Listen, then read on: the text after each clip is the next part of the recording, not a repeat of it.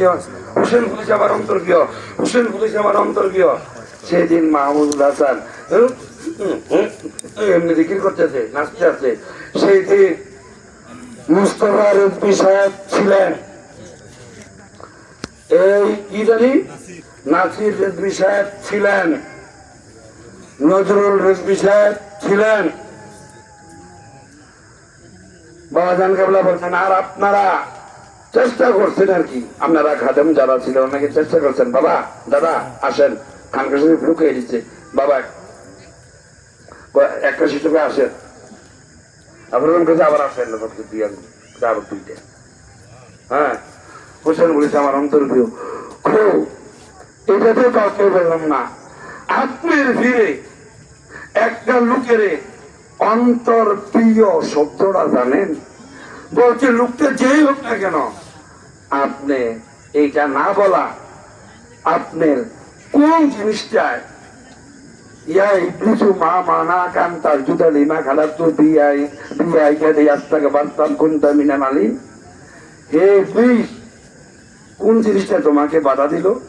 আমি যারে নিজের হাতে বানাইলাম তারে শ্রদ্ধা করতে, তাদিন করতে, কোন জিনিসটা আপনাকে বাধা দিল? যে আপনি নিজে শুনলেন, অন্তর প্রিয় বলেছেন এই কথাটা আপনাকে বলতে, কোন জিনিসটা আপনাকে বাধা প্রদান করলো? শয়তানে ইয়া করে মানুষের কুমন্ত্রণা দেয়, শয়তানে যে মানুষের কুমন্ত্রণা দেয়, শয়তানকে কুমন্ত্রণ দিল কেন? আপনাদের কে কুমন্ত্রণ দিল? এটা না বলার জন্য।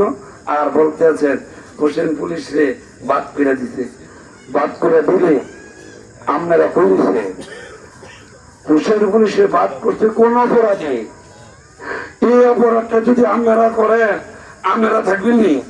হোসেন পুলিশে বাদ দিতে বয়াতে রাসূল সুন্নাত বলাতে, হোসেন পুলিশে বাদ দিতে বয়াতে শেখরে হারাম বলাতে, হোসেন পুলিশে বাদ দিতে আর মোহাম্মদরে হারাম বলাতে স্বীকার করাতে, আপনারা আর মোহাম্মদি বয়াতে শেখকে হারাম বলেন না হালাল বলেন? যদি আপনারা হালাল ভুলিয়া থাকেন, জায়েজ ভুলিয়া থাকেন, যুদ্ধ ঘোষণা করছেন ফিরের সাথে, ফিরের সাথে যুদ্ধ ঘোষণা করে তালাক দেওয়া দেখবেন, এটাই বলা যাও। সামনে রুচে বলবো মাহমুদুল হাসান তুমি একবার কইলা আর আমি এতবার কই, এরপরে আবার মালিক মামাতে তাড়াতাড়ি ভাই বুঝতে পারছে দেখি তো তোমার দল হইলো তো মালিক মামায় যে কথাটা কি বলছো, একদিন একদিন তোমাকে আল্লাহ পাকের দরবারে তো পাত্র হইবে, তুমি আসো বসো, কারে বলবা বলো, যে কোনো একটা লোকদের খবর দাও। তুমি যদি আত্মসমর্পণ না করিয়া, তোবা না করিয়া, যার সামনে বেয়াদবি করছো সে যদি ক্ষমা তোমারে না করে, তোমার ক্ষমার কোন রাস্তা পেয়ে দাও। মুক্তি শব্দের অর্থ তো সূক্ষ্মদর্শী, এরকম সূক্ষ্মদর্শী জবানার মধ্যে কাজের মধ্যে দাও। আর কতটা গর্দব আছে, হ্যাঁ কতটা জালেম আছে, ইতান দিতন জবানার মধ্যে কাজের মধ্যে দিয়ে দিচ্ছ।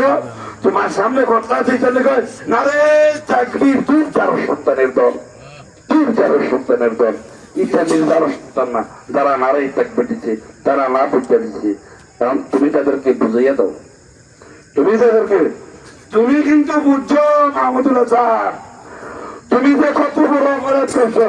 আমি কথাটা যে বলি লাইব্রেরিতে পাচ্ছে, তুমি শোনো না, শোনা তুমি শোনো না, তুমি বুঝতে পেরেছ জবানের মুখে যদি কেউ কাফের মুখে দেয় সে যে যার সন্তান, তুমি এটা আমার তো বলা হতো। সূরা কালামের 12-13 নম্বর আয়াতের মধ্যে আছে, যে ব্যক্তি জবানার মুজাদ্দিদকে কাফের ফুতোয়া দিল সে যেন স্বয়ং নবীজিকে কাফের ফুতোয়া দিল, যে ব্যক্তি নবীজিকে কাফের ফুতোয়া দিল সে যেন স্বয়ং আল্লাহকে কাফের ফুতোয়া দিল। তুমি কিন্তু এটা বুঝছো তো, তোমাকে আহ্বান করতেছি আগামী উরুস আসার আগে তুমি জসিম ভাইজানের মাধ্যমে হোক, যার মাধ্যমে হোক, সত্যরা বললে দাও যে আমি, আর যদি তুমি ঠিক করে দাও, প্রশ্নটা ঠিক হয়ে যায়, আগামী উরুসে এই কুতুবনগরে সকলের সামনে পোস্টারটাই না আমি আত্মসমর্পণ করবো। জসিম মেম্বার সাহেব আত্মসমর্পণ করানোর জন্য ইজ্জত গেছে না, আমারও ইজ্জত যাবে না, ইজ্জত আরো বাড়বে। আর নাইলে একবার তো পোস্টারটা এনে আলোচনা করছি, আজকে জনগণের কাছে ওয়াদে গেলাম, সেদিন কিন্তু কম আলোচনা করছি। দশম ভাই যেদিন আত্মসমর্পণ করছে উচিত নেই, কিন্তু শক্তভাবে দলিল উপস্থাপন করি নাই।